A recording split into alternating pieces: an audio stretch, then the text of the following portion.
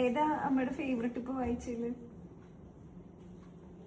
അമ്മ പദമ്പിനെ പറ്റി പറഞ്ഞോളൂ.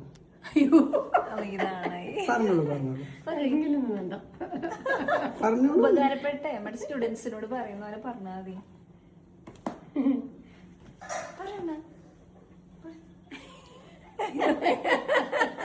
രണ്ടുപേര് പറയും ബുക്കിനെ കുറിച്ച്. രണ്ടുപേരല്ല, ശരിക്കും പറഞ്ഞാൽ ഞാൻ എഴുതി വെച്ചിട്ടുണ്ട്. ഓരോ പുസ്തകം വായിച്ചു കഴിയുമ്പോഴും അതിനെ പറ്റി ഇപ്പോഴും എഴുതുമ്പോ എന്താ അറിയോ, അല്ലെങ്കിൽ എനിക്ക് മറന്നു പോവുകയും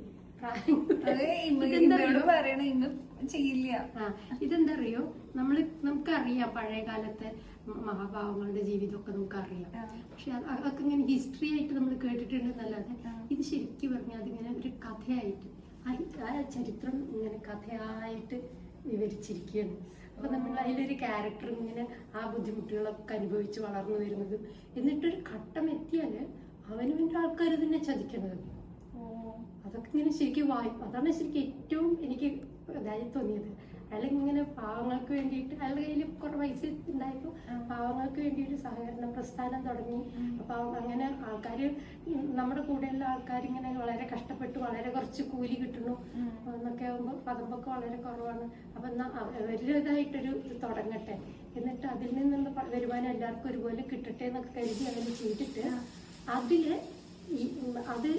ചെയ്ത് കഴിഞ്ഞിട്ട് കുറച്ച് ദിവസം കഴിഞ്ഞ് വീണ്ടും കുറച്ചുകൂടെ ആൾക്കാരെ ചേർക്കാന്ന് പറയുമ്പോൾ നിങ്ങൾ ആരാതൊക്കെ പറയാറുണ്ടെന്ന മറ്റുള്ള അയാളെ നേരെ തിരിച്ച് ദാസൻ അതിൽ പേര്, ആ ദാസിനെ യുവദാസ് ആക്കി മാറ്റിയാണ്.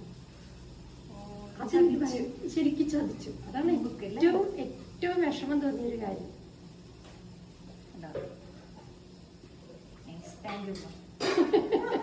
സന്തോഷമായി.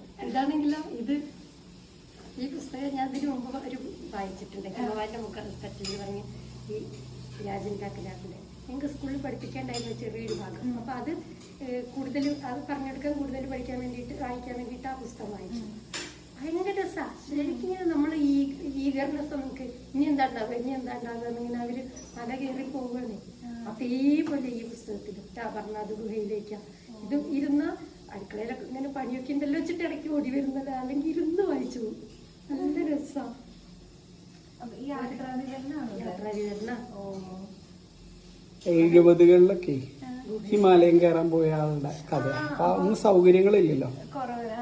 ഇപ്പൊ ഹെൽഗാമിൽ പോയിട്ട് തന്നെ അയാള് പോകുന്നത്. പഹൽഗാമിൽ പോയിട്ടാ പോകുന്നത്.